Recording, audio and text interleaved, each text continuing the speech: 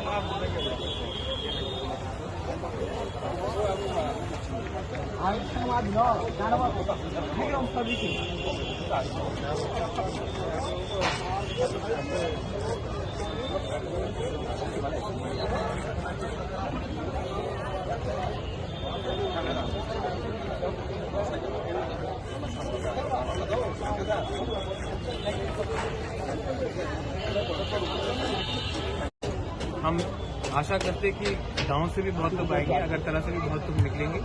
हम लोग शांति से पीसफुली यहाँ में अपना जनसभा रख रहे हैं और हमारा जो कॉन्स्टिट्यूशनल डिमांड है उसके बारे कल हम लोग बात करेंगे। पहले से मैं बोलना चाहता हूँ कि हम पहले से क्लियर करना चाहते हैं कि हम किसी के खिलाफ या किसी के अधिकार को छीनने का बारे बात नहीं कर रहे।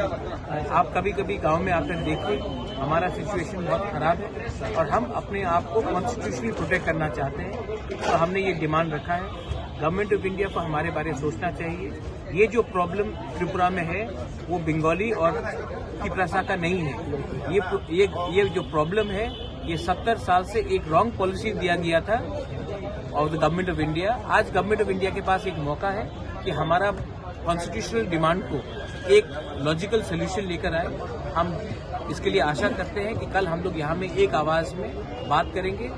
हमेशा हमें बोला गया है कि आप हमेशा कुमलुंग में जनसभा करते हो, क्वाय में करते हो, कंचनपुर में, अम्बासा में, कोरबुक में, जुलाईबारी में, आप क्यों नहीं अगरतला में करते हो? तो कल मैं अगरतला में हम लोग शांति से, प्यार से सबको लेकर अपना जनसभा करेंगे और अपना संवैधानिक अधिकार जो है उसको हम लोग हाईलाइट करेंगे और रेज करेंगे। उसको आके बात करना। कल हमारा त्रिपुरा मोथा का पार्टी का प्रोग्राम है और ये सिर्फ त्रिपुरा मोथा का प्रोग्राम है, तो सिर्फ त्रिपुरा मोथा का ही लीडर बात करेंगे। सर कितना लोग आएगा? वो आप कल खुद आके देख लीजिए, लेकिन मैं आशा करता हूँ कि लोग आएंगे। जैसे सब लोग बोलते कि अगरतला सबका है, तो हमें भी 6 साल से कोई भी रीजनल पार्टी को अगरतला में प्रोग्राम करने का मौका नहीं मिला है।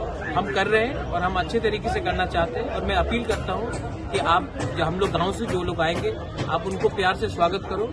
हम भी अच्छे तरीके से डिसिप्लिन होकर ये प्रोग्राम करना चाहते हैं।